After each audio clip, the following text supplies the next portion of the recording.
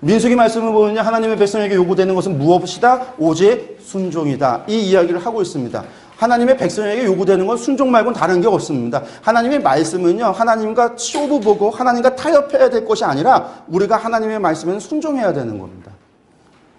그걸 민수기를 통해서 우리에게 이야기합니다. 베미드바르에서 광야에서라고 이야기하는데 이것을 헬라어로 번역하면서 숫자들이라고 번역돼서 영어 성경의 넘버스가 돼요. 그리고 이제 한자로는 백성을 셌다 해서 민수기가 되어져서 우리 한글 성경의 민수기가 되어졌습니다. 모세가 썼고요. 배경은요, 이제 시내산을 출발해서 모압 평지까지의 이야기입니다. 기록연대는 445년, 1445년, 그러니까 1년이 지난 거죠. 애굽하고 출애굽해서 1년이 지나서 45년부터 1406년까지의 기록이다라고 보시면 되겠습니다. 기록 목적, 광야 생활 중 갖추어야 할 질서와 규율, 제사장들과 레위인들의 임무 수행을 위한 지침이 여기에 담겨 있습니다. 그리고 시내산을 떠나 약속의 땅에 이르기까지의 그런 이제 여정을 기록하고 있고 율법을 순종하는 삶을 가르치기 위한 게 민수기의 이야기입니다. 그래서 이제 모세오경 상관관계를 이야기할 때 민수기는 언약의 훈련이다라고 말씀을 드렸습니다. 그래서 하나님 말씀대로 순종하며 살아가는 것이 무엇인지가 민수기를 통해서 나오고 있습니다. 전체 보기 들어가면요, 1장부터 36장까지입니다. 그래서 보면 크게 세 부분으로 나뉘어지는데 첫 번째는 시내산에서 출발 준비가 있습니다. 1장부터 10장까지입니다. 그러니까 출발하기 직전까지 인구수 세고 진영 갖추고 지파 출발하기 전에 뭐 여러 가지 정결 예식을 하고 이제 시작하니까 다시금 하나님 앞에 뭐 해야 될까요? 번제 드려서 헌신도 하고 화목제도 드리고 하는 그런 일련의 일들을 하는 게 시내산 출발 준비고요. 그래서 출발을 해서 가는데 광야 여정인데 10장에서 12장까지는 가데스까지 도착할 때까지의 여정이고 10장, 13장에서 14장은요. 가데스에서 생겨난 가데스 바냐에서 일어났던 일, 그러니까 정탐 사건의 이야기가 나오고 그 다음에 15장에서 19장까지가 광야, 가데스 바냐 이후에 불평하고 불만해서 하나님께 심판받아서 40년 동안 광야 생활을 하게 될 것이다 라고 말씀하신 하나님의 심판을 받고 난 다음에 광야 사건들이 15장에서 19장까지 이야기입니다. 그리고 20장에서 25장은 세렛강을 넘어서 이제 에돔 세렛강을 지나서 광야를 지나서 모압 평지로 가게 되어지는 모압까지의 여정, 그러니까 요단지구대 동편 지역을 통과하게 되어지는 모압까지의 여정이 20장부터 25장까지입니다. 그리고 이제 모압 여정에 도착을 하게 되면 다시금 26장에서 27장까지의 인구조사가 되는데 여기는 뭐냐면 모압 평지에서 또다시 출발 준비입니다. 어디로 출발? 가나안 땅으로의 출발. 요단강을 건너서 가나안 약속의 땅으로 들어가기까지의 출발 준비가 요 26장부터 36장입니다. 그래서 다시 2차 인구 조사를 해서 첫 번째 세대가 다 죽고 두 번째 세대가 되어지고 28장에서 30장에 제사와 절기와 서원에 관한 규정을 다시금 합니다. 제사와 절기와 서원에 관한 규정을 다시금 하고 31장에서 36장에 넘어가기 전에 미디안 바알보을 사건에서 범죄했었던 그들 이스라엘 사람들을 하여금 범죄하게 했던 미디안 족속들을 정복하게 하고 정복할 뿐만 아니라 그들에 있는 예전에는 다 진멸 전쟁이 아니라 이번 전쟁은 진멸이 아니라 그들에 있는 어떤 이제 전쟁의 그 노획물들을 갖다가 취하여서 그것을 통해서 가나안 땅에 들어가서 살 때에 그 사람들의 재산으로 삼을 수 있도록 그것을 허락하시는 이야기. 그래서 이제 36장까지 이야기로 진행이 됩니다. 민수기 이야기를 들어가서 보면은요, 1차 인구조사가 나오는데, 우리가 이제 보면 제일 많은 민족이 누구죠? 유다입니다. 유다 74,600명. 그 다음이 누구냐면 단입니다. 62,700명. 나중에 이제 2차 조사할 때 어떤 차이가 있는지를 여러분들이 좀 기억하셨으면 좋겠습니다. 장정수, 싸움에 나갈 수 있을 만한 사람들의 숫자입니다. 그 중에 유다가 제일 많았다. 이때부터 이제 유다가 좀 이제 큰 지파였고 힘이 있는 지파였고 1, 2, 3이 같은 진영이었고 4, 5, 6이 같은 진영, 7, 8, 9가 같은 진영, 10, 11, 12가 같은 진영입니다. 그러니까 이제 보면은 유다 지파와 함께 있었던 이사갈과 스불론이 전체가 인구수가 좀 많았습니다. 장정의 개수 보고요. 거룩에 대한 규례가 5장에서 이제 나오는데 거룩에 대한 규례가 다시금 나오는데 출발하기 전에 거룩을 위해서 정결법을 행하는 이야기가 시작이 되고 특별히 이제 나시린에 대한 이야기가 나옵니다. 나시린에 대한 이야기가 나오는데 나시린은 어떤 사람들이냐면요. 일반 백성이 하나님께 헌신할 수 있는 기회를 주는 법이 나시린이에요. 그래서 남녀 성별을 상관없이 나도 레위인처럼 하나님을 섬기고 싶고 제사장처럼 하나님을 섬기는 어떤 하나님을 섬기는 일들을 하고 싶을 때 나를 하나님 앞에 들여서 일반 백성이 레위지파 아닌 사람들이 하나님 앞에 나를 들여서 헌신해서 하나님을 섬기는 일을 할 수 있도록 허락한 것이 나시린법입니다. 나시린법. 그러니까 우리가 이제 그냥 뭐 서원에서 지켰다가 아니라 하나님 섬기기 위한 법이 나시린법이에요. 그래서 더 하지 말아야 될 세 가지가 포도나무에 나온 소상과 포도주 독주 마시지 말고 삭도 머리 깎지 말고 그리고 부모의 시체를 만지지 말라. 그러니까 이 중에서 이제 부정한 것이 보통 시체 만지는 것인데 이 세 가지가 다 안 된다. 세 가지 다 안 된다. 근데 우리가 이제 나실이 나면 가장 유명한 삼손은 이 세 가지를 다 어겼죠. 시체도 만지고 머리에 삭도도 대고 술도 마시고 이게 이제 삼손인데 나실인에 관한 이야기가 나오고요. 그리고 이제 이스라엘이 준비를 해서 이제 진행을 하게 되는데 이렇게 진영을 갖춰서 진영을 하게 됩니다. 그리고 이거 하게 될 때 8장에서 출발 직전에 여러분들 96페이지 보시면 96페이지에 레위인을 요제로 하나님께 드렸다라고 하는 이야기가 나옵니다. 8장 5절에서 26절까지 교제를 보시면 요제로 하나님께 드렸다라고 나오는데 여기서 이제 레위인을 요제로 드렸다라는 거예요. 근데 이 의미가 뭐냐? 요제가 여러분들 다시 뒤에 가서 레위기를 보시면 화목제 할 때, 속건제 할 때, 그리고 첫 곡식을 드릴 때 이게 요제를 드리거든요. 화제, 요제, 거제, 전제 이 네 가지 제사법 중에 요제로 제사를 드리는데 레위인을 요제로 드렸으니까 이건 속건제도 아니고 첫 곡식으로 감사하는 제사가 아니니까 이건 무슨 제사냐면 화목제인 거예요. 그래서 하나님 앞에 레위인을 화목제로 하나님 앞에 요제로 드린 거예요. 그래서 하나님과 교제, 하나님과 평을 입히고 하나님을 잘 섬기고 하나님으로 말미암아 만사 형통할 수 있도록 그것을 기원하면서 드렸다라고 우리가 생각을 하면 됩니다. 이렇게 해서 출발 준비가 다 끝이 나면 광야로 출발을 하게 됩니다. 광야 여정입니다. 가데스까지 가는 게 절반, 나머지 두 개는 광야, 나머지 38년 가데스부터 시작해서 모압까지의 여정이라고 우리가 이게 두 개로 나눠서 생각해 볼 수가 있는데 가데스까지 가는 여정 가운데 여러 가지 일들이 있습니다. 우리가 잘 알다시피 백성들이 불만해서 다베라에서 불사름을 당하는 일들도 있고 기브론 핫다와에서 메추라기 먹다가 이 사이에 고기가 끼었을 때 하나님께서 치셔서 그들을 갖다가 심판하신 일도 나오고 가나안 정탐했다가 1세대들이 다 죽임을 당하는 일도 나옵니다. 그래서 이런 일들이 가데스 여정까지 이어집니다. 그러니까 언약을 맺기 전에는 하나님께서 용서하셨는데 고기 먹고 싶다 하면 고기 주시고 아무 말씀 안 하셨는데 이때부터는 하나님께서 그들의 불평과 불만을 용납하시지 않습니다. 내버려 두면 불평은 점점 커지거든요. 그러니까 아예 싹을 잘라버리려고 하듯이 뭐 그런 표현 맞는지는 모르겠지만 어쨌든 하나님께서 그렇게 철저하게 이스라엘 사람들에 대해서 훈련시키신다라는 거예요. 그 가운데 훈련 경로가 시내산까지 왔다가 시내산에서 가데스 바네까지 가는 요 구간의 어간 가운데 있어집니다. 기브론 핫다와인데 탐욕의 무덤이라고 이야기하는데 여러분들 갖고 계신 교재 가운데 어디 있을까요? 98페이지에 보시면 메추라기를 보내시다라고 하면서 뭐라고 나오면 사방각기 하루길인데 30에서 하루길이 한 40km 잡아요. 그러니까 사방 40km라는 얘기는요. 동쪽으로 40km, 서쪽으로 40km, 북쪽으로 40km, 남쪽으로 40km입니다. 저희가 이것 때문에 한참 논쟁을 했어요. 이 40km가 아니라 20km, 20km에서 합쳐서 40km 아니냐? 아니다. 한쪽은 40, 40이니까 가로 80에 세로 80인 정사각형 분량의 높이로 저희 지면에 2규비트니까 90cm 이렇게 높이를 하나님 메추라기를 보내셨을 것이다. 근데 이제 성경을 다 찾아봤더니 하루길, 사방 하루길, 이쪽으로 하루길, 이쪽으로. 그러니까 80km, 이쪽으로 80km. 높이가 90cm 메추라기가 날려들어서 모였는데 각 사람마다가 그 메추라기를 주웠는데 오늘날 리터로 얘기하면 2,300리터 정도 되는 분량입니다. 그러니까 석유 드럼통, 큰 드럼통 있잖아요. 이 정도 되는 드럼통으로 10개 드럼통 정도 되는 것처럼 한 사람당 가족이 10명이면 10사람이 그만큼을 갖고 온 거죠. 좋다고 메추라기를 잡아서 진중에 갖고 와서 요리를 해서 튀겼는지 구웠는지 삶았는지 모르겠는데 그것을 잡아다가 이빨 사이에 씹고 있을 때 하나님께서 저들을 쳐서 하나님이 진노하셨다는 거예요. 그리고 탐욕의 무덤이라고 하셨더라. 그래서 이제 저희들이 이제 팁에 뭐 그런 얘기를 했습니다. 간청하는 기도 응답. 하나님께서 그런 기도도 응답하신다라는 거예요. 기도 응답받다고 좋아해서는 안 되는 거죠.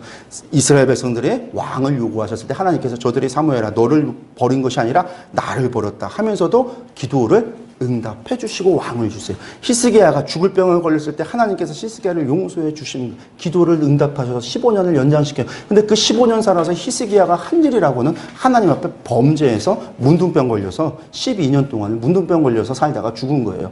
그러니까 이게 하나님의 응답을 받았던 거예요. 중요한 것이 아니라 하나님이 기뻐하시는 기도와 하나님이 기뻐하는 삶을 사는 것이 중요하다라고 하는 것을 좀 뭐 우리가 생각해 볼 수 있는 것 같습니다. 이 탐욕의 무덤에서 이가 사이에 씹히기 전에 제 말이 아닙니다. 성경에 나와 있는 말씀입니다. 가데스에서 생긴 일 보면 가데스 바네아가 뭐 이렇다라고 이야기는 이곳이 가데스 바네아인데 그때도 이렇지는 않았겠죠. 근데 이곳에서 정탐꾼이 갔는데 중요한 거는 정탐꾼을 갔느냐 안 갔느냐가 문제가 아니고 신명기에서는 이스라엘 백성들이 요청을 해서 보냈는데 가서 와서 하는 이야기가 그들의 갈렙과 여호수아의 고백을 제외하고 나머지 10명의 정탐꾼들의 고백이 잘못된 고백일까요? 잘못되지 않은 고백일까요? 하나님이 계시지 않으면 그들의 고백은 객관적인 고백일 수 있습니다. 저들은 자이언트 거인이고 우리는 그 앞에 있는 메뚜기와 같이 연약한 존재라 그렇게 얘기할 수 있을지 모르지만 거기에 하나님이 계시면 어떻게 될까요? 전쟁은 여호와께 속한 것이에요. 그들이 하나님을 향한 신뢰함이 없었기 때문에 하나님을 향한 믿음을 보여주지 못했기 때문에 하나님 못 믿겠습니다라고 하는 거였습니다. 거기에서의 정탐꾼의 보고는 그리고 이스라엘 백성들이 그들의 말에 동조한 것은 우리도 하나님 못 믿겠습니다. 여기까지 와서 우리를 여기 다 죽이려고 하십니까? 하나님께 대한 불평이고 불만이었어요. 그러니까 하나님께서 거기에서 화를 모세를 통해서 진노하시니까 우리가 잘못했습니다라고 해놓고서는 그리고서 올라가지 말라는데 지들끼리 올라갔다가 패하여서 내려오는 일들이 있어지고 그때 하나님께서 1세대 사람들은 전부 다 광야길에서 다 죽게 될 것이다 라고 합니다. 그러니까 이때가 뭐냐면 민수기 첫 번째에서 개수되어졌던 20살 장정, 20살 이상의 장정들 전쟁에 나갈 수 있는 그 사람들이 다 죽게 된다라는 거예요. 모세와 아론이 개수했던 그 사람들이 죽을 것이다 라는 이야기입니다. 그러니까 20세 이하에 19세 이하에 있었던 사람들 가운데에서는 살아서 가나안 땅에 들어간 사람이 있을까요? 없을까요? 있다라는 거예요. 우리가 이제 자꾸만 40년 이야기하면서 이 광야에서 태어난 사람들만 생각하는데 그렇지 않다라는 거예요. 또 한 가지 여기서 12명의 정탐꾼이 갔는데 왜 12명일까요? 우리가 지파로 얘기하면 요셉 지파가 므낫세와 에브라임으로 나눠졌으니까 지파가 총 몇 지파냐면 13지파인데 12명이 갔습니다. 어느 지파가 빠졌을까요? 레위 지파가 빠졌습니다. 맞습니다. 레위 지파는 여호와 하나님께 속하였으니 그래서 나중에도 계수를 할 때도 레위 지파는 독립적으로 계수를 하고 하나님께서 지파를 이야기할 때도 12지파를 하면 레위 지파를 제외합니다. 왜? 레위 지파는 하나님께 속했으니까 12지파 니들이 저거예요. 하나님께서 구별하세요. 레위를 거룩하게 구별하십니다. 그래서 레위 지파를 제외한 12지파가 간 거였습니다. 그런데 하나님께서 12지파 장정 계수했던 그들에 대한 심판이었으니까 여러분들 레위 지파 사람들 가운데는 1세대 가운데 살아서 가나안 땅에 들어간 사람이 있을까요? 없을까요? 있어요. 누가 있을까요? 예, 맞습니다.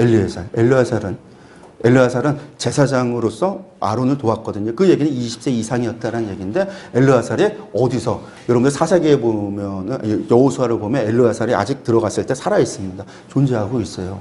그러니까 레위기가 또 레위 지파는 구별되어져 있구나라고 하는 부분도 생각해 볼 수 있고 또 다 그렇게 죽었구나. 갈렙만 여호수아뿐만 아니라 다른 사람은 몰라도 엘르아살은 같이 들어갔구나 라고 하는 것도 우리가 그렇게 생각해 보고 여호수아 사사기를 읽을 때 그런 부분에 있어서 왜 이러지? 라고 생각이 든다면 그렇게 생각해 볼 수 있습니다. 가데스 바네아에서의 사건은 하나님께 대한 불신이었습니다. 하나님께 불신했으니까 어떻게 해야 돼요? 여러분들 교재를 보시면은요, 가데스에서 생긴 정탐하고 원망을 했습니다. 그러니까 99절에 보면 99쪽 보면 광야 사건에서 첫 번째가 뭐냐면 거룩에 관한 규례와 계명을 지킬 것을 촉구합니다. 첫 번째, 거룩에 관한 규례와 계명을 지킬 것을 촉구해요. 이 이야기는 무슨 이야기냐면 범죄했으니까요. 하나님 앞에 죄를 범했으니까. 하나님 백성으로 다시 살아 돌아가려면 어떻게 해야 되냐면 정결 예식부터 시작해서 다시 밟아가야 돼요. 무슨 말씀인지 이해가 가시죠? 하나님께서 다시 교육시키는 거예요. 야, 거룩이 무엇이냐? 민수기 구조가 그래요. 거룩이 무엇이냐? 정결이 무엇이냐?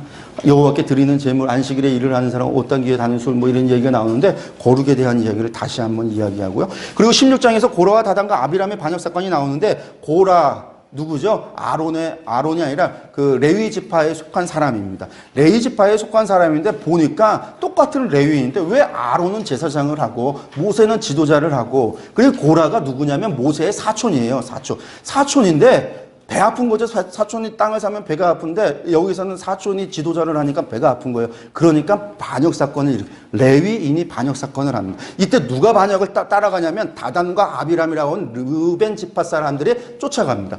이 이야기는 무엇이냐면 지파 진영 가운데 고라 자손과 르벤 지파가 같이 진영을 갖췄어요. 같이 뭉쳐 있었습니다. 그러니까 아마도 야, 우리가 장자인데 르벤은 우리가 장자인데 그럴 수 있었고, 이 고라는 야 우리도 레위 지파인데 아마 그런 것들이 이 둘이 맞아졌는지 모르지만 이들이 그걸로 말미암아 반역 사건을 일으키는데 하나님께서 이들에 대해서 하나님께서 심판하시는 거죠. 이날에 몇 명이 죽냐면요, 몇 명이 죽냐면 14,000여 명이 14,700명이 죽음을 당합니다. 어마어마한 숫자가 죽임을 당한 거예요. 이때 어떤 일이 일어나는 거냐면 여러분들 100페이지 2번 고라와 다단 아비람 반역 사건을 보면은요. 첫 번째 고라와 다단과 아비람의 가족들이 땅에 입을 벌려서 그들을 죽입니다. 그리고 이 세 가족과 같은 편에 섰던 250명을 죽여요. 여기까지는 직접적으로 잘못을 범했던 사람들입니다. 그런데 그 다음에 이스라엘 사람들이 모세와 아론에게 따지는 거예요. 이들이 모세와 아론에게 반역을 했는데 그래서 죽임을 하나님이 그들을 죽이셨는데 이스라엘 백성들이 그걸 보고 모세와 아론에게 따지는 거예요. 모세와 아론을 돌로 치려고까지 했던 거예요.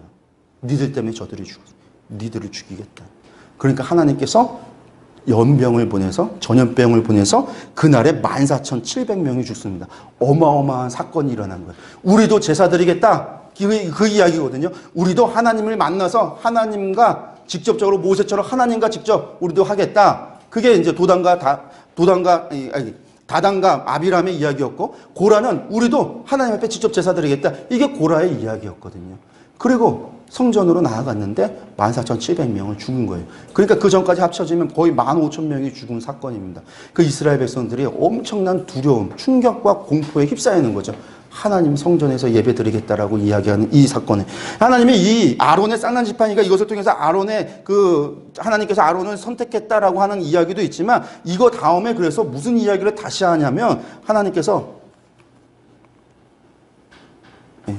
여러분들 교재로 가서 보시면은요 이 4번 101페이지의 제사장과 레위인의 사명을 구분을 해버립니다. 아론과 아론의 후손 제사장은 이런 일을 하고 고라 남은 사람들 레위 사람들 너희들의 구분을 따로 나눠버립니다. 그리고 생각을 해보세요. 하나님 앞에 제사들이 우리도 하겠다라고 했다가 15,000명이 한눈에 15,000명이 죽는 것을 본 이스라엘 사람들 하나님 앞에 제사 드리러 가겠다고 성막으로 향했던 아니 성막으로 나아갔던 사람들이 15,000명이 죽는 그 광경을 봤던 그 사람들이 어떤 마음을 가지겠어요? 하나님께 대한 두려움. 그거죠. 그래서 이제 다시금 제사장과 레위인의 사명을 구분하고 어떻게 하나님을 예배할 건지 어떻게 제사를 드려야 되는지 이거에 대해서 처음부터 다시금 가르치세요. 그게 이 18장에 19장까지 이어지는 두 장에 걸쳐서 나오는 이야기입니다. 그리고 이제 나서 모압까지 세렛강을 건너서 이제 38년 되는 마지막 해가 되어진 때가 이때입니다. 모압까지 여정이 20장부터 나오는데 이때 이제 미리암이 죽고 무리바 물 사건을 통해서 무슨 일이 벌어지냐면 모세와 아론이 어떻게 해요? 가나안 땅에 못 들어가는 일을 하나님 앞에 그렇게 봤습니다. 왜냐하면 모세가 한 말이 있어서 그렇죠. 반석에 지팡이로 쳐서 물을 낼 때 우리가 너희에게 물을 내냐. 누가 내는 거냐면 여호와 하나님께서 하시는데 자신을 가리켜서 우리나라 사람들은 우리라는 말을 아무 때나 사용하는데 거기는 그렇지 않아요. 이거 우리라는 말 우리처럼 막 쓰는 전 세계에서 우리라는 말 우리처럼 많이 쓰는 민족도 없거든요. 우리라는 말 정말 부모님도 우리 부모님이죠. 엄마가 우리 엄마예요. 이게 무슨 엄마예요 도대체. 친구하고 같이 우리 엄마. 니네 엄마도 되고 내 엄마도 되고 우리 아내 그러면 내 아내도 되고 네 아내도 되고 이게 말이 돼요? 말이 안 되는데 우리는 우리라는 말 그렇게 많이 쓰는데 여긴 그렇지 않아요. 구분해서 쓰는데 모세가 우리가 너를 하나님과 자신을 동격으로 함으로 말미암아 하나님의 영광을 드러내지 못했다라는 거예요. 그래서 가나안 땅에 못 들어가는 무리바 사건이 있습니다. TV에 있으니까 보셨으면 좋겠고요. 미리마 다음에 모압까지 여정 가운데 여러 가지 일들이 나옵니다. 에돔으로 올라가려고 하는 거 왕이 들어오러 가는 거 못 가게 하니까 이 사막으로 돌아서 가다가 불볕더위에 불평했다가 불뱀에 물려 죽는 불볕더위에 불평해서 불뱀에게 물려 죽는 심판당하는 일이 있어졌던 노뱀 사건 그리고 예수님의 십자가의 모형이 되죠. 이것은 죽음의 사건이었지만 예수님은 십자가에서 구원의 사건으로 바뀌어지는 노뱀의 사건이 있고요. 그리고 나서 이제 바사나 왕 시온과 모리아 왕 시온과 바사나 옥에 대한 이야기, 발락과 숫사 발람에 대한 이야기는 너무나 잘 아는 이야기니까 넘어가고, 마지막에 25장에 부활의 사건이 있어지는데, 부활의 사건에서 이스라엘 사람들이 미디안 여인들과 만나서 음행을 합니다. 종교 행위에 참석한 거예요. 그래서 하나님께서 심판을 하세요. 심판하시는 와중 가운데 시므온 지파의 족장인 시므리가 이 고스비라고 하는 미디안 족장의 딸인 고스비를 데리고 자기 텐트 안으로, 자기 집 안으로 들어가는 겁니다. 그 얘기는 뭐냐면 지금 심판이 와서 사람들이 죽어나가요. 하나님께 죽어나가서 그들이 애곡하고 울면서 부르짖고 있는 가운데 그 일을 하는 거예요. 그러니까 비느하스가 그걸 보고 눈이 뒤집혀서 저거 하고서는 칼을 들고 창을 들고 쫓아 들어가서 고스비하고 시므리를 갖다가 한 창에 찔러 죽입니다. 근데 하나님께서 그것을 보시고요, 비느하스가 여호와를 향한 타는 듯한 질투로 말미암아 그 일을 했다고 칭찬을 하세요. 그리고 복 주세요. 무슨 복을? 영원히 비느하스의 자손이 가문이 뭐한다? 제사장 가문이 된다. 이게 그래서 원래 비느하스는 엘르아살의 아들입니다. 엘르아살은 셋째였습니다. 넷째가 이다말이라고 하는 넷째가 있었는데 비느하스를 통해서 제사장 가문이 이어진다라는 거예요. 그게 하나님께서 주신 약속이에요. 창으로 찔러 죽였는데, 화냈는데 벌 받는 게 아니라 하나님의 거룩한 분노가 있을 때에 하나님은 그 거룩한 분노를 행하는 사람들을 하나님께서 기뻐하셨다라는 거예요. 하나님의 마음을 시원케 하는 사람들을 하나님은 기뻐하셨다라는 거예요. 다윗이 골리앗을 향하여 성내어 나갔을 때 하나님은 다윗의 편을 들어서 골리앗을 죽이셨어요. 하나님의 거룩한 분노. 우리가 분냄을 가리켜서 사단의 열매라고 이야기하지만 아니에요. 그것은 나를 위한 분냄은 사단의 멸망일지 모르지만 하나님을 향한 거룩한 분냄이 있습니다. 하나님의 분노가 있습니다. 하나님의 마음으로 말미암아 참을 수 없는 그런 것들이 있습니다. 그거는 하나님의 마음을 기쁘게 하고 시원케 해드리는 일일 수 있다는 거예요. 그것을 통해서 하나님께서 복을 주셨습니다. 비느하스에게 복을 주셨을 뿐만 아니라 이것 때문에 모세에게 마지막 사명을 줍니다. 뭘? 미디안을 정복하라라고 합니다. 미디안은 사실은 모세에게 어떤 처가예요. 처가. 미디안이 모세가 애굽에서 탈출했을 때 미디안 사람들이 그들을 받아줬었고, 미디안의 한 족장이 있던 이드로의 집에서 그가 40년을 살았고, 그의 딸을 갖다가 아내로 맞아서 살았으니 처가 같은 사람인데 거기 정복해 버리라는 거예요. 그리고 나서 모세가 나중에 축복할 때도 이 시므온 지파는 빼버리는 거죠. 모세가 빼버린 게 아니라 하나님이 모세를 통해서 빼버리신 거예요. 복 주기 싫다라는 거죠. 시므온. 하나님이 그런 마음이셨더라고요. 이 시므온. 근데 이게 시므리만의 문제가 아니었다라는 거예요. 인구조사를 보면 보세요. 시므온 지파가 3만 7천 명이 줄었습니다. 는 데도 있는데 가장 많이 줄었어요. 그 이야기는 뭐냐면 40년 동안에 천천히 죽어나갔다라고 한다면, 40명만 죽고 그 세대로 돌아왔다고 한다면 인구 변동이 별로 없어야 돼요. 다른 지파들처럼. 근데 지금 인구 조사하는 데에 3만 명 이상이 죽었다라는 얘기는 이 사람들이 2세대 사람들이 포함된 숫자가 죽은 거예요. 2세대 사람들이 이만큼 죽었다라는 거예요. 바알 부올에서 거의 3만 명, 이렇게 많은 사람들이 죽었다라는 얘기일 수도 있어요. 그러니까 시므온 지파가 그 당시에 그렇게 바알 부올에서 조직적으로 그 족장뿐만 아니라 전 지파가 그런 죄를 범했을 것으로 생각된다라는 겁니다. 민수기 전체 이야기를 다시 한번 돌아가 정리를 하면요, 민수기는요, 하나님의 백성에게 요구되는 것은 무엇이냐면 오직 순종밖에 없어요. 하나님은 훈련하는 과정 가운데서 불순종하는 거에 대해서 용납하시지 않았습니다. 이 정도는 그런 거 없습니다. 하나님께서는 철저하게 지켜 행하고 순종해야 된다라고 이야기하고 있습니다. 여러분, 우리도 하나님의 백성으로서 지킬 수 있는 것은 순종밖에 없어요. 하나님과 동행하는 데는 순종밖에 없어요. 하나님과 동거하는 데는 순종밖에 없어요. 왜냐하면 성결법 자체가 순종하지 않으면 지켜질 수 없는 거예요. 지켜져야지만 하나님과 동행하고 동거하는 거고, 하나님이 그것을 우리에게 성화시켜 주시는 은혜로 작용하는 거예요. 그러니까 순종밖에 없는 거예요. 하나님의 백성은, 이스라엘 백성은 광야 시대 때요, 순종하는 것이요, 사냐 죽느냐의 문제였습니다. 하나님과 동행하는 것이요, 사냐 죽느냐의 선택이었어요. 죽느냐의 문제였어요. 광야에서 하나님과 동행하지 않으면요, 하나님이 공급해 주시는 물과 만나가 아니면 그들은 죽을 수밖에 없어요. 그들은 하나님이 아니면 죽을 수밖에 없는 그곳에서 하나님께 순종하는 것이 살고 죽는 거의 문제라는 것을 그들은 경험하고 깨닫는 겁니다. 훈련받는 거예요. 그 훈련이에요. 하나님의 백성에게 요구되는 건 순종이다라는 겁니다.